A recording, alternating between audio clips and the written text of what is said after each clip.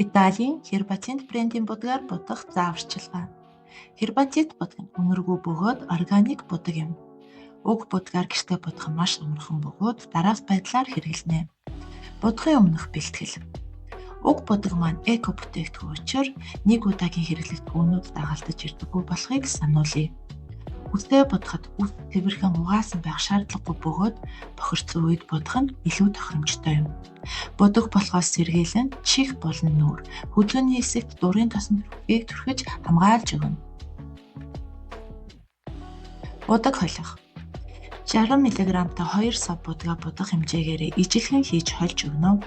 Хэрэв та зөвхөн угаа будагдаж байгаа бол сав бүрээс 20 мг, эсвэл арай их төлхөө илүү будах гэж байгаа бол 40 мг зэргээр ижилхэн хэмжээтэй хийж холино.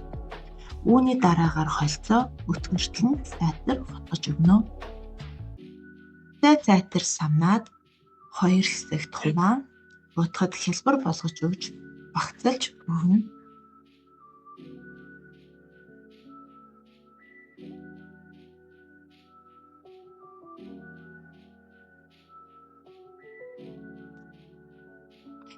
Үсийг будахдаа угаас нөхцөлж чиглэн нямбаа бөгөөд яаралгүйгээр уган дээрээ төвлөрч сайтар будгаа түрхэж өгнө.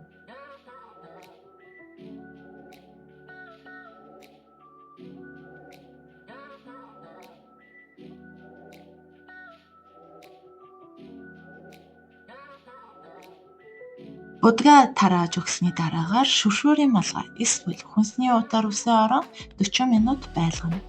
40 минутын дараагаар дагалдаж ирсэн шампунаараа угааж, ус тусгааргүй болтол арчиж өгөөд араас нь дагалдаж ирсэн кремээ түрхэн 10 минут дижээл өгнө.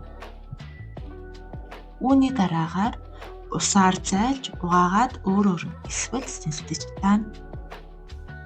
1 цагийн дотор таны үс илүү өнгөлөг, илүү эрүүл болсон байхыг та анзаарах болно. Нэмэлт мэдээллийг 7711 6968 дугаараас авна уу?